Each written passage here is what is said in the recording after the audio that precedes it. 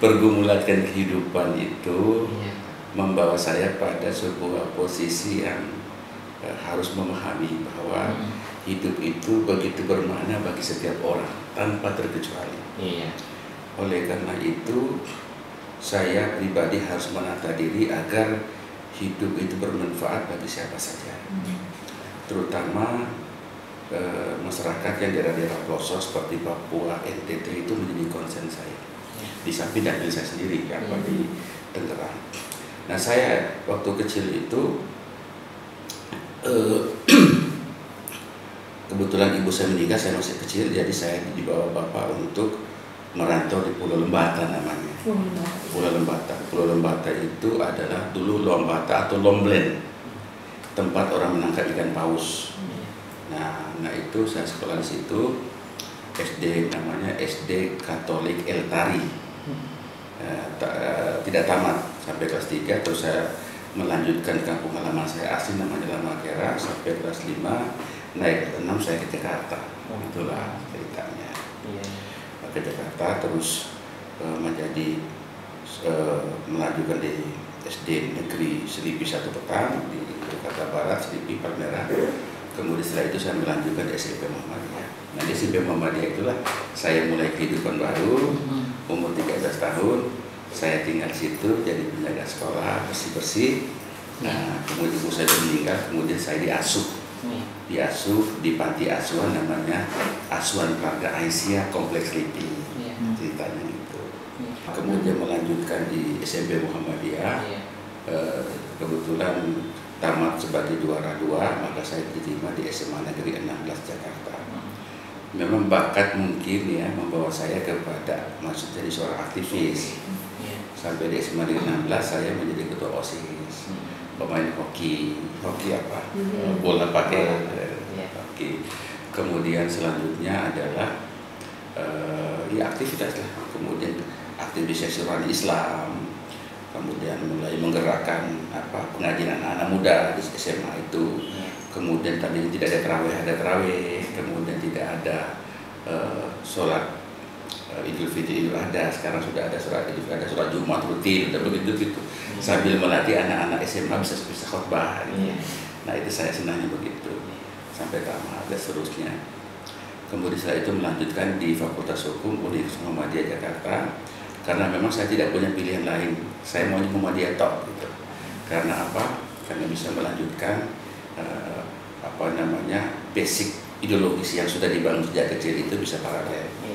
Tidak pernah mau lamar ke sekolah di mana enggak, pokoknya mau Muhammadiyah dengan maksud supaya bisa paginya saya bisa menjadi supir taksi. Cita-citanya menjadi supir taksi supaya sholat pulang ngantar orang bisa mampir kuliah, habis itu narik lagi. Itu waktu itu. Tetapi Tuhan tidak menghendaki seperti itu, akhirnya saya menjadi pekerja serabutan lah. Tapi aktif sekali saya. Jadi ketua senat, kemudian pendiri dan komandan resimen mahasiswa, aktif di Ikatan Mahasiswa Muhammadiyah, begitu. Terus mengantarkan saya kepada pengenalan ilmu, kemudian menjaga sikap dan juga skill berorganisasi. Pada saat yang sama juga saya aktif di Tapak Suci, main silat itu. Kemudian juga aktif di Pemuda Muhammadiyah. Dan Pemuda Muhammadiyah inilah mengantarkan saya menjadi sekjen Pemuda Muhammadiyah tahun 89. Nah, saya tamat tahun 87 di Fakultas Hukum, kemudian mutamat Pemuda Muhammadiyah di Palembang, saya terpilih sebagai sekjen dan ketua umumnya itu Din Samsudin. Nah, dulu ada namanya Gerakan Pemuda Ka'bah, diganti menjadi GMPI. Nah, itu saya ketua umumnya. Nah, jadi memang bahkan berorganisasi sejak dulu sudah ada. Di samping itu saya juga menjadi pengurus KNPI, salah satu ketua Majelis Pemuda Indonesia. Nah, waktu zaman Adi Hasan. Tapi sebelumnya adalah wakil ketua di zamannya Tubagus Saryono.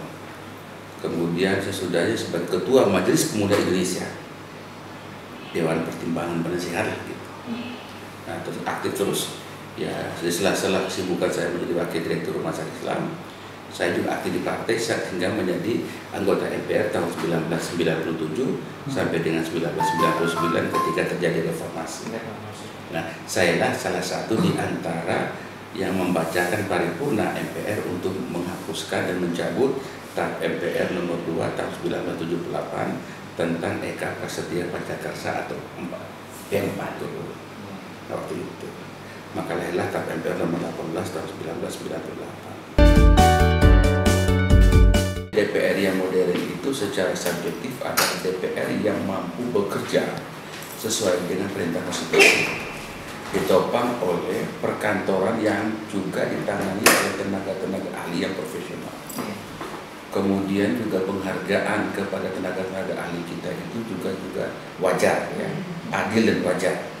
Karena mereka umumnya kan doktor S2, doktor, banyak sekali tenaga ahli yang memang kami sangat terbantu dengan tenaga ahli itu. Baik itu mengurus masalah tugas-tugas di kantor maupun tugas-tugas di luar. Nah, tugas anggota DPR itu kan merangkap dua, satu sebagai anggota DPR, satu menjadi anggota MPR. Nah, program MPR kan juga banyak sekali, 4 pilar dan seterusnya, penyadaran kebangsaan, dan juga DPR juga sangat banyak. Nah, itu memerlukan tenaga-tenaga ahli yang profesional, responsif, kemudian juga tidak mengenal lelah, ya, dan juga DPR harus terbuka pada siapa saja. Meskipun dia ada pemilihan misalnya seperti Banten, tapi dia tidak boleh hanya berpikir Banten saja. Berpikir DPR seluruh Indonesia, berpikir rakyat seluruh Indonesia, keluh kesahnya rakyat itu menjadi bagian terpenting. Harus tugas dan fungsi yang dijalankan oleh DPR. Maka saya hampir-hampir rapat-rapat dengan menteri nggak pernah absen, karena saya merasa bersalah kalau tidak ikut, meskipun belum saya memimpin. Tapi karena bahwa teman-teman lain mimpi, saya ikut tekun, kecuali ada tugas-tugas yang mendesak sekali itu baru saya. Jadi sebenarnya yang disebut dengan modern itu adalah, ya, misalnya di samping tugas pokok dan fungsi tadi, kemudian perkantoran yang profesional, kemudian menggunakan IT sebagai salah satu sumber informasi yang perlu dikelola dengan baik untuk menerima arus informasi dari dan ke, dan seterusnya itu. Yang paling penting adalah yang setiap pembahasan peraturan perundang-undangan itu kita mendapatkan referensi yang cepat. Referensi yang cepat cukup dengan legal drafter yang baik, kemudian dasar-dasar hukum yang sangat kuat, dasar filosofi yang kuat, dasar historis yang kuat, dasar hukum yang kuat, kemudian juga dasar-dasar ideologis yang sangat kuat, sehingga ketika memperjuangkan kepentingan rakyat itu tidak asal bunyi, tetapi dia memiliki background politik, background pendidikan, background informasi, dan sebagainya secara baik dan benar. Bekerja sebagai ibadah dan ihsan dalam pelayanan, baik dalam pelayanan. Nah, saya ibadah betul, saya senang ada orang datang dan pergi dari mana saja saya terima dengan besar. Saya tidak pernah melarang orang datang kepada saya. Dan bagi saya, DPR, kamar saya itu rumah rakyat. Bagi saya, kamar saya, kantor saya itu adalah tempat rakyat berkeluh kesah, tempat rakyat menyampaikan harapannya, tempat rakyat menyampaikan keinginannya, usulnya, sarannya.